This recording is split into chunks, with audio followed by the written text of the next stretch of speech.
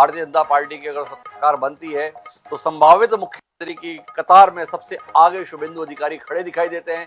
पिछली बार ममता बनर्जी को नंदीग्राम में चुनाव हरा पाने में कामयाब रहे थे। साहसी व्यक्ति हैं, पिछली बार नंदीग्राम में ममता बनर्जी को हराए। ममता बनर्जी उपचुनाव में भवानीपुर पहुंची, इस बार नंदीग्राम के साथ साथ भवानीपुर में भी शुभेंदु अधिकारी उनके खिलाफ चुनाव लड़ रहे हैं।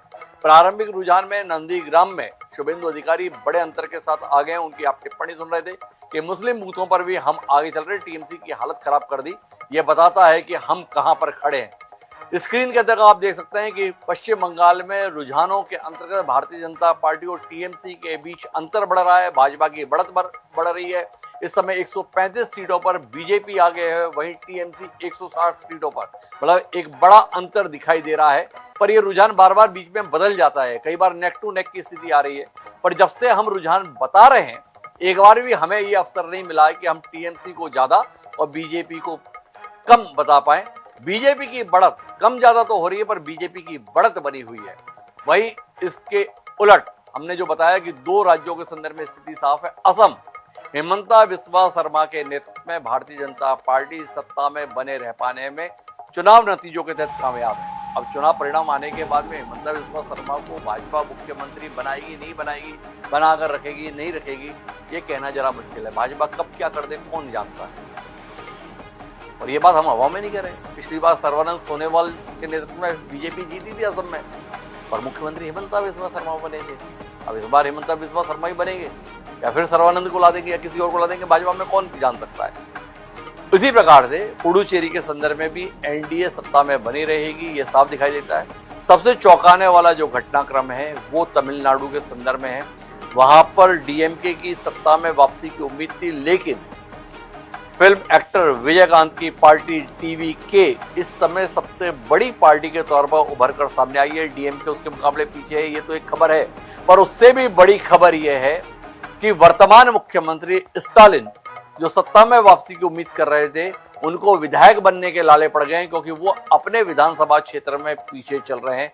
ये एक इस समय का सबसे बड़ा रुझान है कि तमिलनाडु के मुख्यमंत्री स्टालिन अपनी पार्टी को तो छोड़िए, खुद की सीट बचाने के लिए भी जद्दोजहद से गुजर रहे हैं। इस समय वह पीछे चल रहे हैं। एक मुख्यमंत्री का चुनाव हारना मायने रखता है और तमिलनाडु में प्रारंभिक रुझान में ये दिख रहा है कि स्टालिन ना तो अपनी सरकार बचा पाएंगे और शायद अपनी विधायकी बचा पाने में भी नाकाम ना हो जाए, ऐसे आसार है।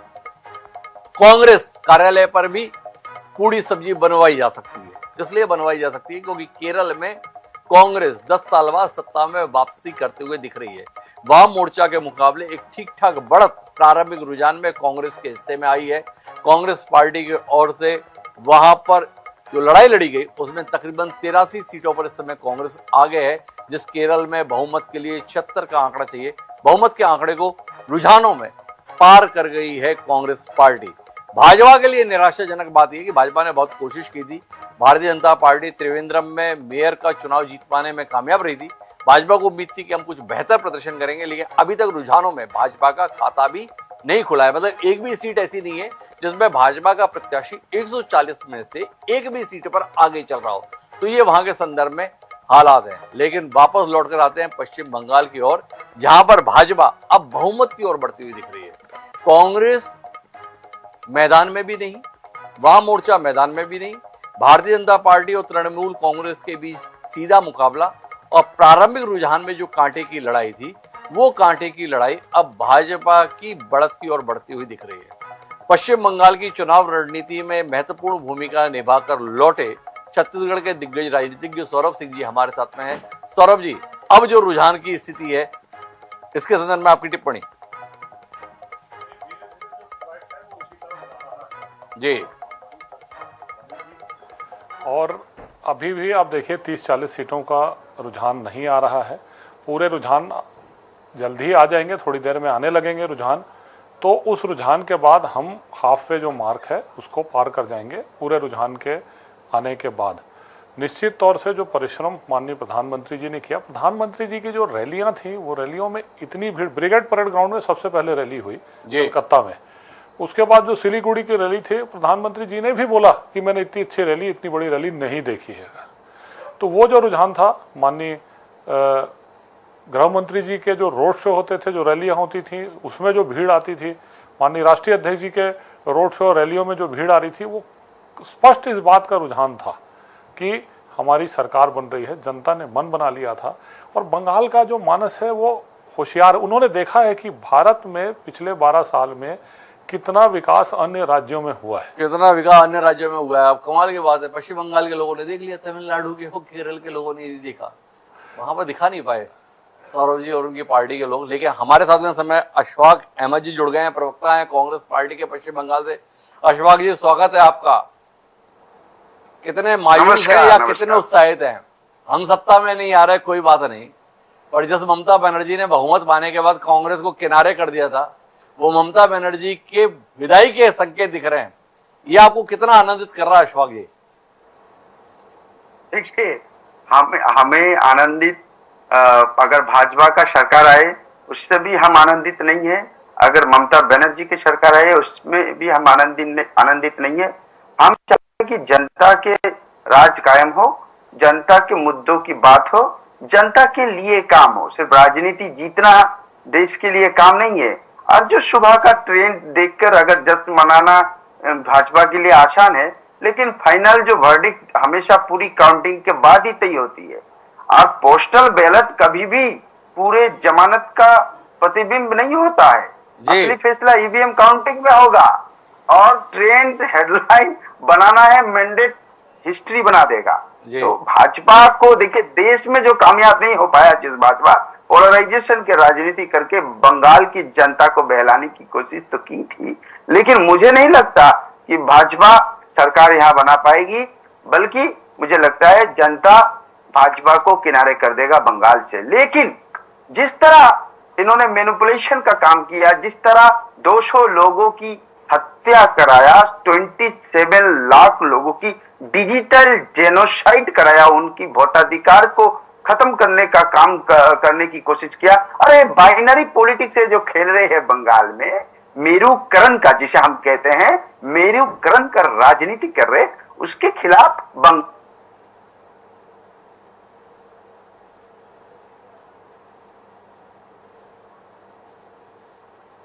अशफाक अहमद जी बड़े दुखी हैं।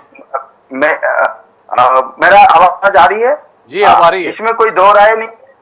बंगाल की जनता जो भी वर्डिक्ट देंगे, इंडियन नेशनल कांग्रेस जनता की सम्मान करती है, जनता की वर्डिक्ट को सम्मान करती है, हम लोग उसको सम्मान देंगे। लेकिन अच्छा, एक बात बताओ अशफाक जी, आप बड़ी उदारता से बोल रहे हो कि हम जनता के मैंडेट का सम्मान देंगे। अच्छा, आप कर भी क्या सकते हो? हम विकल्प बन चुके हैं ना। आपको मैंने कहा कि बंगाल में हम लोग जीरो थे अभी, ठीक है। तो 294 में हमारा खाता भी खुलेगा।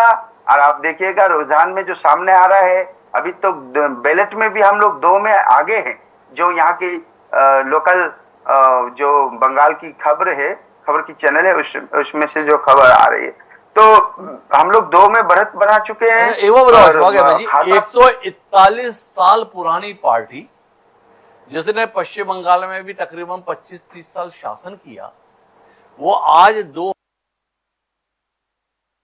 बात को लेकर संतुष्ट है कि देखो पिछली बार तो खाता नहीं था, इस बार हम 2 सीटों पर आगे तो चल रहे हैं, और इसके आधार पर आप कह रहे हैं कि हम विकल्प बन चुके हैं।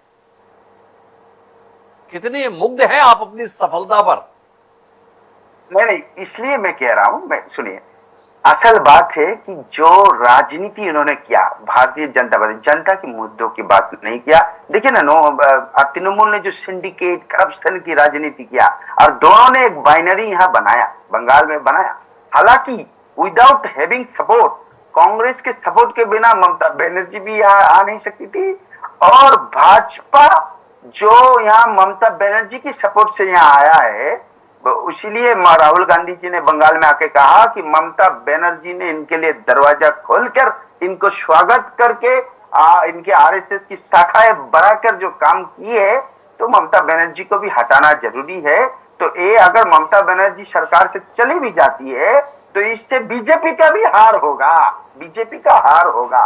और मैं ये कहना चाहूंगा कि बीजेपी जब फाइट में आ जाएगा, तब बंगाल की लोग बीजेपी को टाटा बाई बाई कर देंगे। क्योंकि 900, आप देखिए भारत में बीजेपी का एक भी काम, 10 काम, 5 काम है हमारे सौरभ सिंह जी पूर्व विधायक भाजपा जी के हैं, एक गिना दे कि भारत के लिए क्या किए हैं। अरे चुनाव जीतना तो नहीं होता है, चुनाव मैनिपुलेशन करके जीता जा सकता है, कि जीते भी है, वोट चोरी करके भी जीते हैं, लेकिन हम जनतंत्र की बात करते हैं। हम अकेला, कांग्रेस थप्पड़ भारी है, अकेला भारी। आप देखिए केरल में भी हम लोग आ रहे हैं, तमिलनाडु में भी आ रहे हैं, असम में भी आ रहे हैं, और बंगाल में भी पावरफुल बन रहे हैं।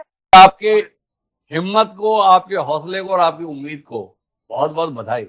असम में भी आप आ रहे हो, तमिलनाडु में भी आप आ रहे हो, केरल में भी आप आ रहे हो, और 2 सीटों पर आगे चलकर पश्चिम बंगाल में भी विकल्प आप हो जा रहे हो। आपकी ऐसी सफलता पर आपको दिल से बधाई। क्या कहते हैं सौरभ जी? अहिवाग जी ने बताया कि वो राहुल गांधी आए थे पश्चिम बंगाल में और वो बोलकर गए कि ममता बनर्जी को हटाना बहुत जरूरी है। तो भाजपा जो बढ़त बना रही है उसकी बहुत बड़ी वजह राहुल गांधी का आह्वान है। आप खाम में मोदी जी की रैली की बात कर रहे थे, अमित शाह जी की बात कर रहे थे, वो नितिन नवीन राष्ट्रीय अध्यक्ष उनके प्रबंधन की बात कर रहे थे। अहिवाग जी ने बताया कि राहुल गांधी पश्चिम बंगाल में आए और यहां आकर वो बोलकर गए कि भाई ममता बनर्जी को विदा करना जरूरी है और फिर भाजपा आएगी और भाजपा के बाद में हम आएंगे। तो आप जो आए हैं वो दरअसल कालीन के रूप में है, आपके कालीन पर चलकर अगली बार कांग्रेस आएगी। क्या कहते हो सौरभ जी? हम सरकार में आ रहे हैं और बंगाल का अगर आप ट्रैक रिकॉर्ड देखिए तो बंगाल में हम बहुत लंबे समय के लिए आ रहे हैं और मैं दावे के साथ कहता हूं कि बंगाल, अगर आप भारतीय बंगाल में सरकार, वहां का मानस जो है बुद्धिजीवी मानस है। उन्हें निर्णय ले लिया, उन्हें देखा कि राष्ट्रीय विकल्प हमको चाहिए। अभी तक आप देखिए, जो ट्रैक देखिए, कांग्रेस की जब सरकार थी शुरू में, उसको छोड़ के एंटी सरकार रही, कम्युनिस्ट पार्टी रही तो कांग्रेस सेंटर में रहती थी, उसके बाद टीएमसी रही तो बीजेपी सेंटर में थी, कांग्रेस या बीजेपी सेंटर में थी। ये पहली बार बंगाल में होने वाला है कि डबल इंजन की सरकार बनेगी। डबल इंजन की सरकार की बात कर रहे हैं सौरभ सिंह जी, लेकिन अशफाक जी अपने योगदान के संदर्भ में कुछ और कंट्रीब्यूट करना चाहते हैं। देखो अशफाक जी, मैंने तो आपको बिल्कुल एंडोर्स कर दिया। मैंने बताया सौरभ जी को कि खामखा में मुग्ध मत होइए आप अमित शाह पर, नरेंद्र मोदी पर और नितिन नवीन पर। असल आह्वान तो पश्चिम बंगाल की जनता से माननीय राहुल गांधी करके गए, अशफाक जी ने हमें बताया। इसलिए पश्चिम बंगाल में सत्ता परिवर्तन हो रहा है। जी अशफाक जी, नाराज है वो हमारे? देखिए सत्ता, इतना उन लोगों को आनंदित होने की जरूरत नहीं है। सत्ता इतना आसानी से परिवर्तन हो बंगाल में नहीं होगा। आप देखिएगा रुझान जो आएगा उसके बाद भाजपा की टाटा बाय बाय हो जाएगा। लेकिन मैं कह रहा हूँ बंगाल के जो हम लोग अचीवमेंट कांग्रेस ने रखा था शिल्प में, जो आपका कारखाना लगाए थे, Durgapur steel plant, major public sector steel hub हमने दिया था, Damodar valley corporation, power plus flood control irrigation, Haldia port plant vision हमने इंफ्रास्ट्रक्चर में दिया, रेलवे दे दिया, मेट्रो दिया, आईआईटी खड़गपुर, एम्स, बल्कि आप देखेंगे रेफ्यूजी। अभी चुनाव प्रचार का समय नहीं चल रहा है अपना, अभी चुनाव के जो रुझान आ रहे हैं ना उस पर बात कर रहे हैं आप। वो फिर से खामखा में उलझ गए। रुझान, अरे रुके। अरे अशफाक जी पहले रुको तो सही जरा। नहीं हो सकता। सुनो अशफाक जी, मतलब हम तो समझ नहीं पा रहे आप कहना क्या चाह रहे हो। पहले आपने बताया कि राहुल गांधी आए पश्चिम बंगाल और बोलकर गए कि ये ममता बनर्जी को हटाना जरूरी है, और रुझानों के आधार पर हमने बताया कि ममता बनर्जी की को हटाया जा रहा है। राहुल गांधी की बात को पश्चिम बंगाल की जनता ने बहुत गंभीरता से लिया है। आप इस पर भी नाराज हो गए, बोले नहीं, कैसे कह दिया आपने कि ममता बनर्जी जा रही है? अभी प्रारंभिक रुझान में, ये प्रारंभिक रुझान है। तो पहले तो आप बताओ, आप ममता बनर्जी के साथ हो या राहुल गांधी के साथ हो? ममता बनर्जी की विदाई चाहते हो या ममता बनर्जी को सत्ता में चाहते हो? पहले तो अशफाक जी ये बताओ, हम तो कंफ्यूज हो गए कि आप कांग्रेस के प्रवक्ता है या तृणमूल कांग्रेस के प्रवक्ता है? नहीं, हम राहुल गांधी जी के साथ है, हम जनता के साथ है, हम जनतंत्र के साथ है, हम संविधान के साथ है, और हम चाहते हैं कि भाजपा जैसा जो अभी क्या है ना, गुजरात बनाएंगे।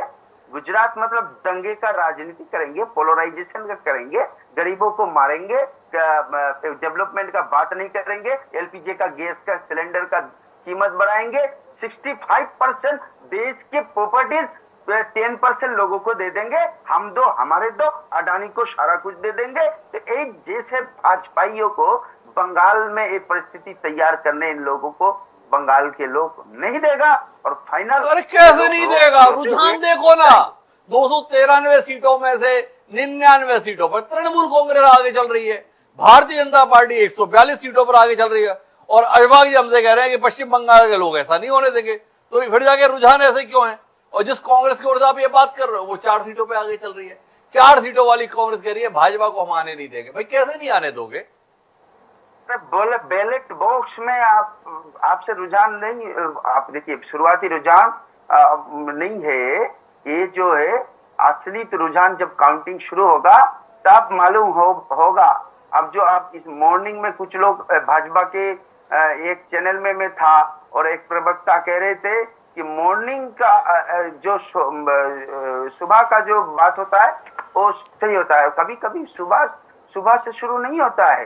काउंटिंग में जो होगा पीपल्स का वही वर्डिक्ट होगा, काउंटिंग में जो होगा वही पीपल्स का वर्डिक्ट होगा। और पीपल्स का वर्डिक्ट कांग्रेस विकल्प बन चुकी है, कांग्रेस दृश्यमान है और भाजपा का सफाई होगा। अच्छा, मतलब आप मान रहे हो कि पश्चिम बंगाल में कांग्रेस की सरकार बनेगी? 294 सीटों पे तो लड़ ही रहे हो, तो आपका मानना है कि सरकार तो कांग्रेस ही बनाएगी, है ना?